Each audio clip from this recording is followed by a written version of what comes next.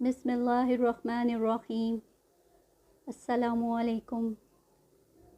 سیرت النبی باب 15 ہجرہ اسود کون رکھے گا؟ آخر وہ سب بیت اللہ میں جمع ہوئے۔ ان لوگوں میں ابو امیہ بن مغیرہ تھا، اس کا نام حذیفہ تھا۔ قریش کے پورے قبیلے میں یہ سب سے زیادہ عمر والا تھا۔ یہ ام المومنین سیدہ ام سلمہ رضی اللہ عنہا کا باپ تھا۔ قریش کے انتہائی شریف لوگوں میں سے تھا۔ مسافروں کو سفر سامان اور کھانا وغیرہ دینے کے سلسلے میں بہت مشہور تھا۔ جب کبھی سفر کرتا تو اپنے ساتھیوں کے کھانے پینے کا سامان خود کرتا تھا۔ اس وقت اس شدید جھگڑے کو ختم کرنے کے لیے اس نے ایک حل پیش کیا۔ اس نے سب سے کہا، اے قریش کے لوگو، اپنا جھگڑا ختم کرنے کے لیے تم یوں کرو کہ حرم کے صفا نامی دروازے سے جو شخص سب سے پہلے داخل ہو اس سے فیصلہ کرا لو۔ وہ تمہارے درمیان جو فیصلہ کرے وہ سب اس کو مان لیں۔ یہ تجویز سب نے مان لی۔ آج اس دروازے کو باب الاسلام کہا جاتا ہے۔ یہ دروازہ رکن یمانی اور رکن اسود کے درمیانی حصے کے سامنے ہے۔ اللہ کی قدرت کے اس دروازے سے سب سے پہلے حضور نبی صلی اللہ علیہ وآلہ وسلم تشریف لائے۔ قریش نے جیسے ہی آپ کو دیکھا پکار اٹھے، یہ تو امین ہیں، یہ تو محمد ہیں، ہم ان پر راضی ہیں۔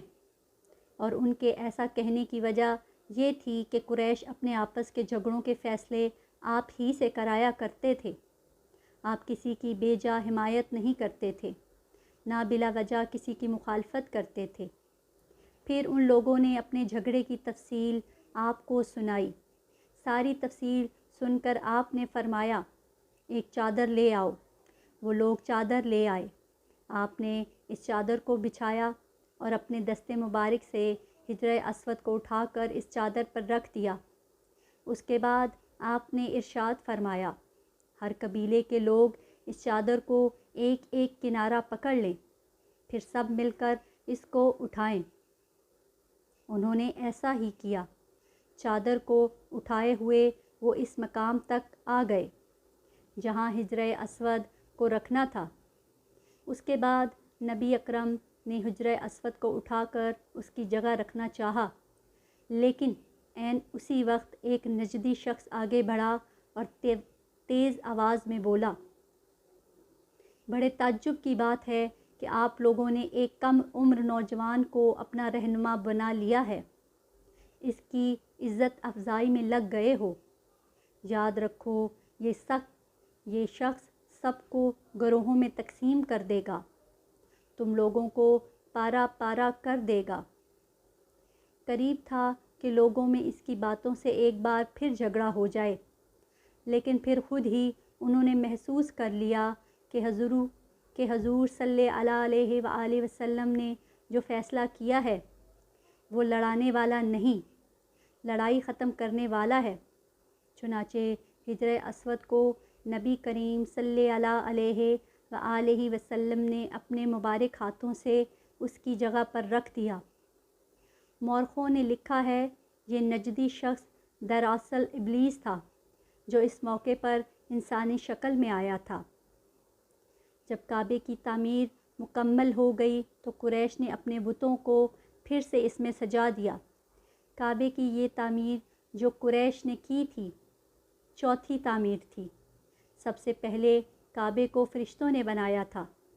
بعض صحابہ نے فرمایا ہے کہ زمین و آسمان کو پیدا کرنے سے پہلے اللہ تعالیٰ کا عرش پانی کے اوپر تھا۔ جب عرش کو پانی پر ہونے کی وجہ سے حرکت ہوئی تو اس پر یہ کلمہ لکھا گیا، لا الہ الا اللہ محمد الرسول اللہ، اللہ تعالیٰ کے سوا کوئی معبود نہیں، محمد اللہ تعالیٰ کے رسول ہیں۔ اس کلمے کے لکھے جانے کے بعد عرش ساکن ہو گیا۔ پھر جب اللہ تعالیٰ نے آسمانوں اور زمین کو پیدا کرنے کا ارادہ فرمایا تو اس نے پانی پر ہوا کو بھیجا۔ اس سے پانی میں موجیں اٹھنے لگیں۔ اور بخارات اٹھنے لگے۔ اللہ تعالیٰ نے ان بخارات یعنی بھاپ سے آسمان کو پیدا فرمایا۔ پھر اللہ تعالیٰ نے کعبے کی جگہ سے پانی کو ہٹا دیا، جگہ خشک ہو گئی۔ چنانچہ یعنی بیت اللہ کی جگہ ساری زمین کی اصل ہے اور اس کا مرکز ہے۔ یہی خشکی بڑھتے بڑھتے 7 براعظم بن گئی۔ جب زمین ظاہر ہو گئی تو اس پر پہاڑ قائم کیے گئے۔ زمین پر سب سے پہلا پہاڑ ابو قبیس ہے۔